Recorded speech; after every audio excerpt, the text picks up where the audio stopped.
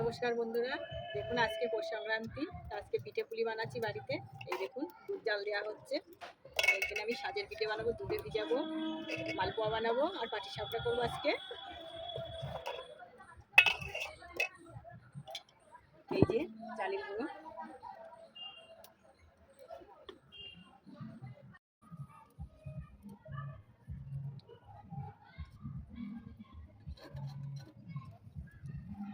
এই যে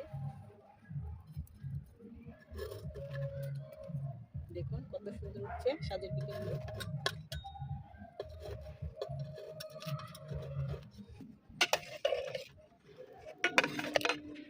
বন্ধুরা দেখুন, এটা খেজুরি গুড় দিয়ে করেছি আমি। এই যে বন্ধুরা, আমার পৌষ সংক্রান্তি পিঠে বানানো হয়ে গেছে। দেখুন এই যে দুধি ভিজিয়েছি, পাটিসাপটা বানিয়েছি, এখানে ভাজা পিঠে বানিয়েছি। তা কে কে পৌষ সংক্রান্তির পিঠে খেয়েছে অবশ্যই বন্ধুরা কমেন্টে জানাবেন।